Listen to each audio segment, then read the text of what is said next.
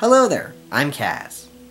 You know, it's depressing to think that the two most interesting consoles this generation of gaming have been floundering about, while the fight for first place is between more of the same and more of the same, but you have to pay for online multiplayer. Those two consoles would of course be the Nintendo Wii and Sony PlayStation Vita. Looking at the Wii U and Vita, it's interesting to see how the companies behind these contraptions have reacted to their consoles underperforming. With Nintendo, they stepped up their marketing to let people know it's a new console and not a tablet add-on for the original Wii, as well as pump out more exclusives than its competitors, while Sony simply shrugs and pushes the Vita under the carpet and pretends it doesn't exist. That's a shame, since the Vita has a lot of potential for new and interesting methods for playing games. While a ton of great titles have come out for the Vita, so few of them even attempt to utilize some of its more unique features like the back touchpad. So when a game comes along that tries to use some of its more eccentric features, one can't help but pay attention to the potential it holds, the latest attempt being the monochrome title, Murasaki Baby on the PlayStation Network. Well, almost monochrome. The first title by Ovo Sonico, is Murasaki Baby a bright beginning for a future Sony star? Or is this one child doomed from the very start? Break out your rattles and let's find out.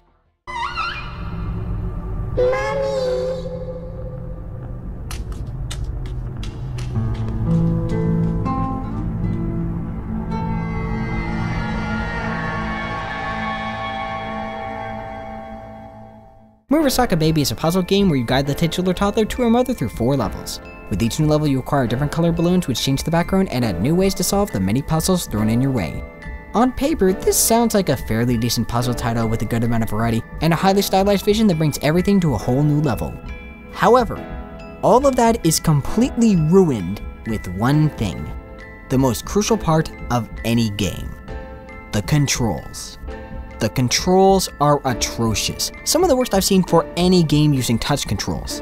To move the character, you have to hold her hand and drag it across the screen in the direction you want them to move. They will not move unless you smudge your fingerprints across the screen and continue to hold their hand.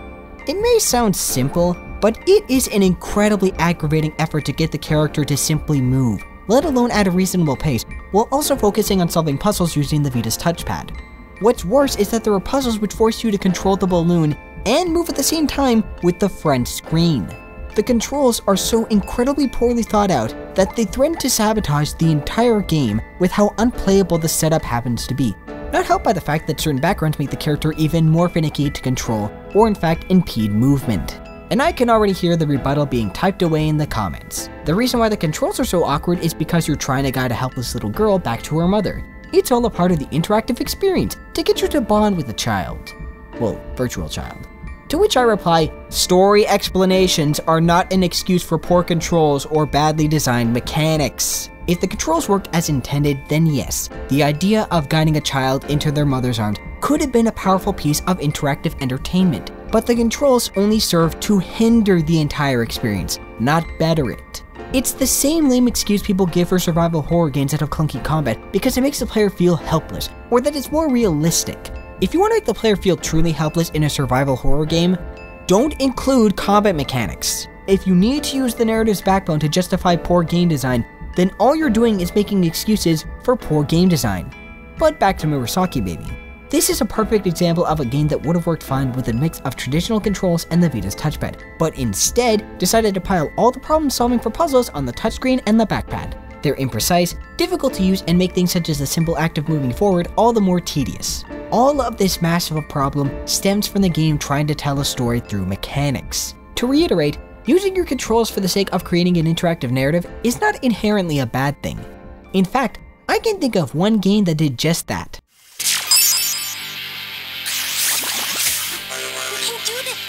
The World Ends With You is wrapped in many themes, but none are as prevalent as friendship, the bond formed between two significant individuals.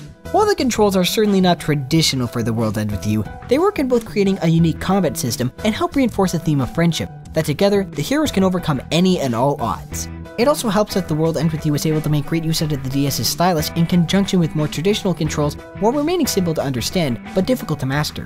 Murasaki Baby does not receive the same benefit from using the Vita's 2-touch interfaces. On top of that, the Murasaki Baby's baby is incredibly selective about how far you can pull her by the arm. Move her too fast and she'll trip over her feet and have to get back up. This would be kind of cute if this happened rarely, a small quirk that helps adds to the game's admittedly charming aesthetic. As it stands, having to bring the child over slow enough so they don't trip over the air in front of them is a trying test of patience. It can even put you in danger in later levels. Strangest of all though, is that there's a period where they use traditional controls to move a stroller in a manner more akin to a 2D platformer. And the most irritating part of this all is that they work. They serve their purpose just fine, as good, if not better, than any touch controls would have done in the same situation. When you're tangling your fingers up just to get the character to move a few steps forward, you fail to make a good control scheme. In addition, very few of the mechanics utilize the Vita's touchscreen or backpad in any unique way. They could have easily been mapped to a more traditional control scheme. Move the baby with the left control stick, control the balloon with the right, swap backgrounds with L and R, and activate them with your choice of left or buttons. For what few mechanics require the touchpad for precision, leave them as is. While we're on the subject of controls, there's no pause button, which is insulting considering the game barely uses any of them. At least with a game like Dark Souls, you can make the argument that having a pause button would interrupt the online functions of the game. Mind you, you should be able to turn off these online functions, but at least there's a defense for it. Here, there is no excuse for this. There is no reason not to include a pause button when your game barely uses any buttons. As for the puzzles themselves, they're simple to a fault. There's not much wit or challenge to them, no thought process, as the solution to each and every problem is easily identified by its connection to a certain power. A duck boat with a sail? Flood the area with water and bring some wind to the sails. What few that could have been a challenge are ruined by the aforementioned disastrous controls. In addition, whenever you complete a level, you lose all the powers you collected in said level and have to obtain a new set of powers for the next set of problems. While this does allow for a lot more variety in the puzzle solutions and problems, it also leaves the later levels feeling shallow, with very little development in terms of difficulty or depth. Instead of building upon any previously established mechanics, Murasaki Baby goes, well, that was fun, let's try this out now. Throughout the game's 4 sequences, not a single tool you've ever learned to use is ever carried over or built upon, which in a puzzle game like this, defies logic. Speaking of subtraction, there's a fair amount of functions which don't work consistently from level to level. Basic movements you're able to perform seamlessly, like jumping from platform to platform, are removed when you try to do them in later sequences, forcing you to change the backgrounds to continue moving forward, only for them to return in the area directly after it. The game underutilizes the tools it presents you so much that it has to change basic commands between levels just to get you to use them. Now, there are some moments that do successfully marry gameplay and story together, namely a very touching ending, and the final puzzle sequence is also rather decent, but it's not worth going through the short slog that it takes to get there. Murasaki Baby takes roughly 2 hours to beat. With such a short amount of time to spend on such a game, coupled with the lack of replayability, one would assume these hours would be filled with a splendid, tightly made title with some tricky puzzles, but such is not the case here. Murasaki Baby does not leave a very positive impression, much less justify the $15 price tag. Finally, the most notable part of Murasaki Baby? The presentation. And notable it is indeed. The art style of Murasaki Baby is dark, devious, and highly stylized, heavily reminiscent of German expressionism found in silent horror films and the works of Tim Burton. The environments are dripping with atmosphere, and the characters are brimming with charm in every frame. It's such a demented, twisted piece of pixels and polygons that it almost makes up for the terrible controls. Almost. The only problem is the backgrounds, and they're not bad. In fact, they all look quite nice in terms of artistic design. It's just that the choice to use a single color per background doesn't quite mesh well with the rest of the visual design. It would have been better if they either added a more diverse palette for the purpose of contrast between the foreground and background, or went full on monochrome with a greater emphasis on German expressionism. Think Vincent, but with a more Eastern influence. And before anyone says that the colors are there to let the player distinguish between them, the backgrounds already have their own distinct identity that makes them recognizable without the need for color coordination. Minimization can work to help emphasize a certain part of visual design.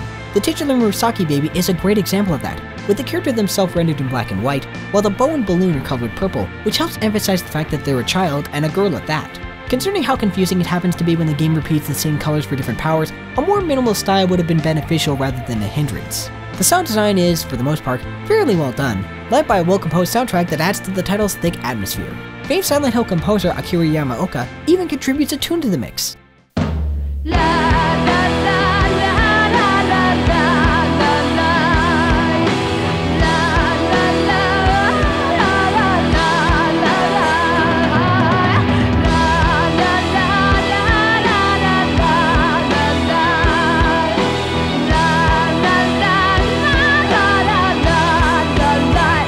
It's, not one of his better ones, sad to say.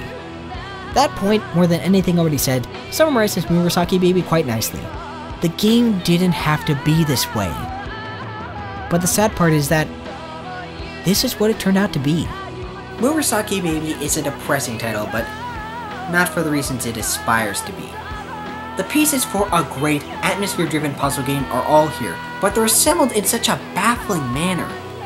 I'd say try the demo, but apparently that's gone missing, so yeah. Murasaki Baby earns a 4 out of 10. Until next time, game on, my friends.